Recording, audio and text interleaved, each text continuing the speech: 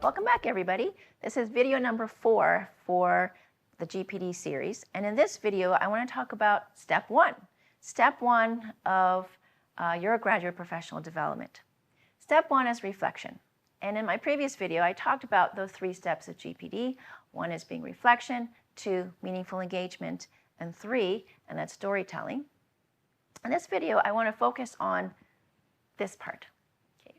So the pathway to success, you have to reflect on what you want to do. You don't have to have a concrete idea of, well, I specifically want to be an MSL, but some sort of an idea of which direction. And a good way of doing this is knowing what you don't want to do. Usually people know that. And then working from there. And a lot of students come to me and say, well, I'm in 3rd year of my PhD. I have no idea what I want to do after that. And that's perfectly normal. But you want to take that 3rd year of your PhD to explore what's out there. It doesn't take too much time. In that a real case scenario, I had a student who said the same thing, and I asked her, well, why don't you go and find out what's out there, do some research on the careers out there, and then zoom in on the type of people that you want to do the backwards interview, or what's called the informational interview, and figure out if you want to do that. Because you can read all about what it is to be a science policy person or a science writer, but unless you actually sit down and talk to somebody, you're not going to know what their day-to-day is like, and what challenges do they have, and what made them choose that career path. So this particular individual, she went and did that. She got an informational interview once a month over the course of a year, and after a year, she knew she wanted to focus on something in communications. So it wasn't a specific job title, but something in communications. So the tool that can help you with that career selection is called the Individual Development Plan, which is run on the Science Careers website.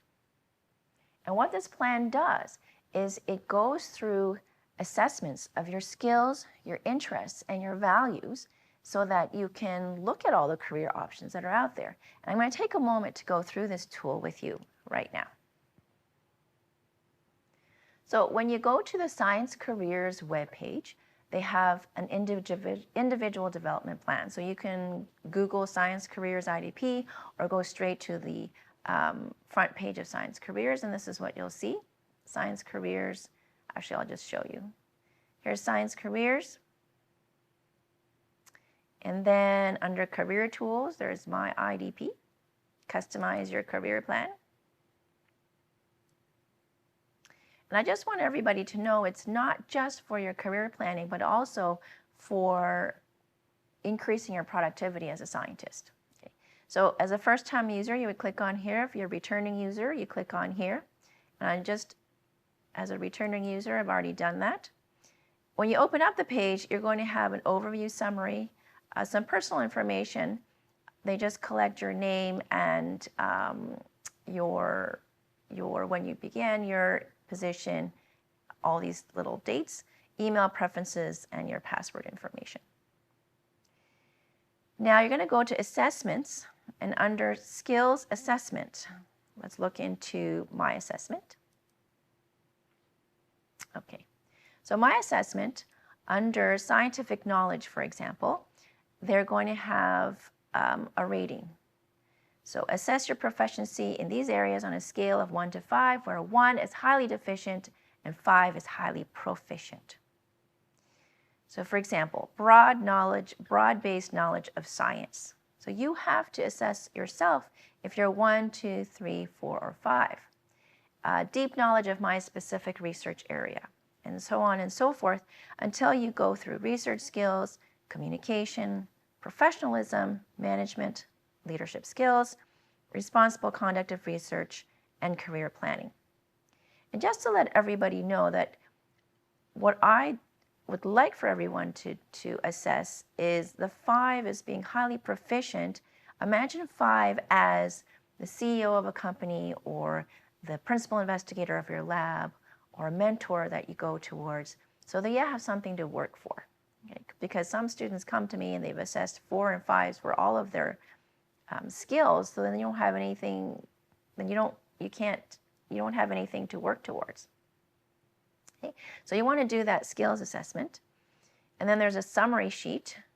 Okay, so the summary sheet will tell you which of these skills are highly deficient and which are highly proficient. And they give you this summary sheet. Next is the interest assessment. So interests, if you had the ideal job, rate how frequently you would be engaged in the following activities where 1, in my future career, I would never like to do this. 5, in my future career, I would like to do this often. So for example, designing experiments, writing grant proposals. So things that you are interested in, that's the assessment. Okay, so you fill that out. Okay, and then you go on to the values assessment. Values is how you rate how important it is to you that your future career path matches each of the following values, where 1 is unimportant and 5 is essential.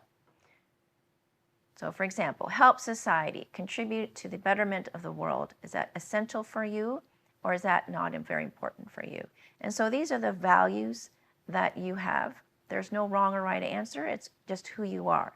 Do you value friendships? Do you want someplace where there's teamwork, people contact, fast-paced, all those things?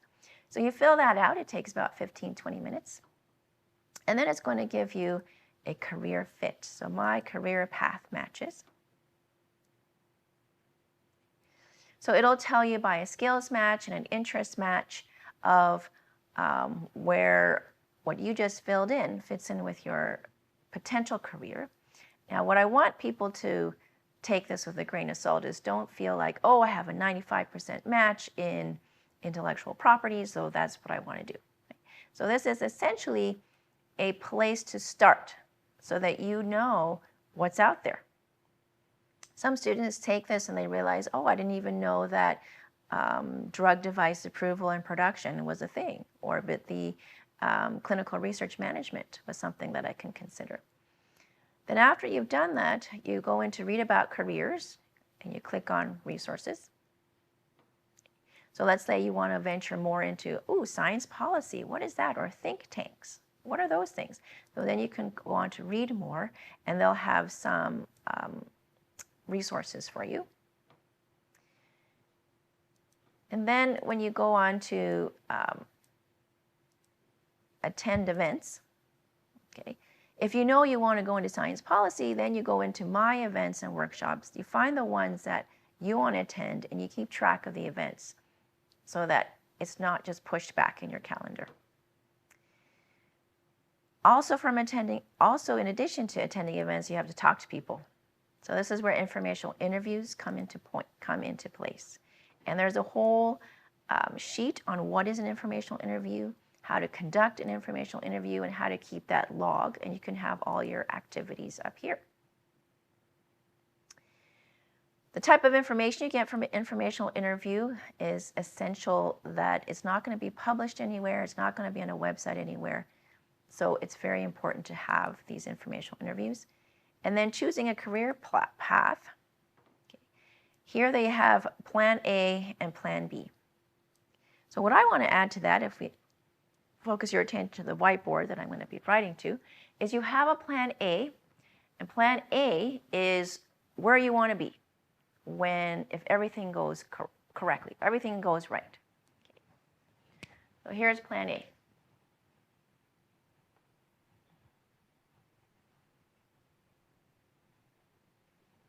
And you're going to have a 5-year plan for Plan A. And then you're going to have a 5-year plan for your Plan B. So Plan B is if some things don't go quite as what you expected, what is that plan going to be? And Plan C, which they don't have here in Science Careers, but this is also taken from Designing Your Life. Plan C is if you had all the money in the world, well, let's say you didn't have to worry about money, what would you do? Okay. What would you do that drives you? What would you do that when you don't have to worry about paying rent? You don't have to worry about, bringing home to put food on the table. What is it that you want to do? And you want to break that down also into 5 years. And some students really grapple with this subject or this topic, and some students know exactly what they want to do. And I'll illustrate with a story. A student of mine said, well, my plan A is to go into communications, possibly medical affairs, and that's what she ended up doing. But her plan C was, I've always wanted to start a nonprofit. And so with that, she planned out her nonprofit timeline, and she realized, well, if I conduct a few informational interviews, I find some sources of charitable donations from various organizations, this is how I can make it work. I encourage you to at least draw out your plan C, because you don't have to do your plan C, but at least put some parts of it into your life. Life is short, and you might as well do something that you really, really have a passion for. Integrate it with the rest of your life. And it could be the same as A eventually. Will merge together. Okay. So we're going to go back to the IDP that I was going through. So here they have the plan A and B. Now, the IDP is not complete without setting goals. Okay? So you have to set goals. You have to have career advancement goals, skills development goals, and project completion goals. Project completion goals are usually through the committee meetings that your department runs, but your career advancement and some of the skill development goals, you're going to have to use the IDP. So a SMART goal, well, what is a SMART goal? A SMART goal, if we go here, what is a SMART goal? S is specific, M is measurable, A is action-oriented, R is realistic, and T is time-bound. Okay? So you have to keep yourself accountable. So here's an example. Here, their SMART goal was to read articles, books about medical device industry. Yes, weekly, I'm going to start it on this date. This is my target completion date. How will you be accountable is take Erin out to coffee each Wednesday and tell her about what I've learned. Okay. Other goals you might have are informational interviews, trying things, those type of goals, and you can list all your goals in the SMART Goals tab. The other thing you should be filling out is your mentoring team. So you should know who your mentors are, and you should have a few of them. You should have a few in your academic world, but also in your non-academic world. This particular student has a project mentor, a career development mentor, an industry mentor, communications mentor, a music mentor, and life in general. And this helps you keep in check to make sure you are checking in with your mentors maybe at least once a year, if not more than that, twice a year, depending on what they're mentoring you about. And try to have a mentee-driven mentorship in that you are bringing the goals on what you want to accomplish to your mentor so they can give you advice on that. Once you complete the IDP, there is a summary, and you can print out your IDP.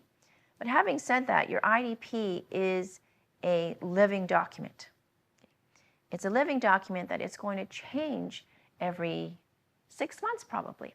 So keep that in mind when you're doing this, and every so often check in with your mentors, bring your IDP, and use this as a mentoring tool. So for example, if you say, well, I rated myself low on public speaking to the general audience, how do you think I can improve on that? You can bring that skill to your mentor so they can specifically tell you ways or resources on how to do that. Or if you really wanted to develop conflict resolution skills or conflict management skills, you can take that to your mentor. Your mentor is not going to have answers to all those skills, but they will know the resources on how to get more information or more workshops on those particular skills. Okay. So now I'm going to switch back to my slide presentation.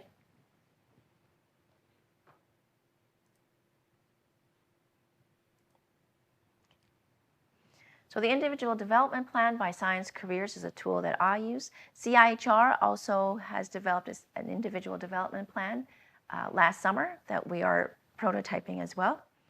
If you have logged on and you're from the humanities or social sciences, there's a tool called the Imagine PhD. It's a career exploration and planning tool for the humanities and social sciences.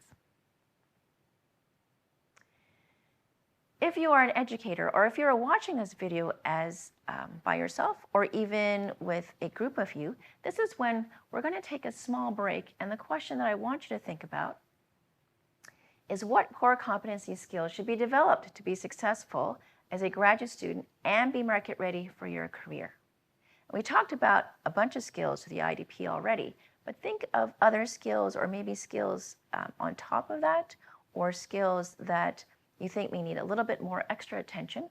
And this is when you go for a group discussion, and if you are the instructor, you're going to be putting on the music. And if you're watching from home, you can take a little pause here, and then you're going to think about and write on a piece of paper what those potential skills are, and then you can continue the video. Welcome back. Hope you found some skills with your team or on your own with your instructor. So after we have this group discussion, what usually happens in the class is people would put all their skills that they thought of on the front wall. And I would ask each team to put their skills up there, either on the whiteboard or on Post-its, but they cannot have any repeating skills. So if someone already said communications to the lay public or empowering others, they cannot put that skill up there. So I just want to see these additional skills just once on the board by each of the teams. And then we compare with this list. This list was taken from workforce.com, and it's a list of the 31 core competencies that the workforce looks for. What I did was I went through this list and I clustered them depending on what I thought were kind of related. And I came up with 3 clusters. And one was the competencies dealing with people.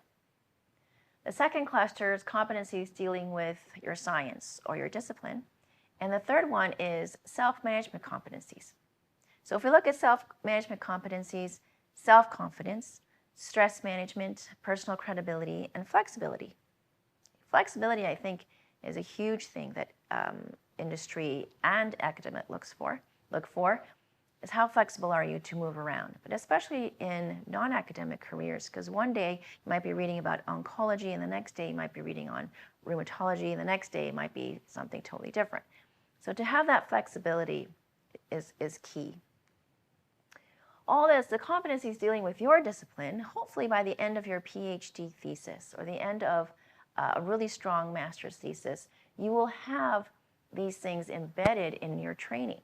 So for example, analytical thinking, technical expertise, you should have mastered those during your training for your 5-year or 6-year PhD, or your 2 or 3-year master's.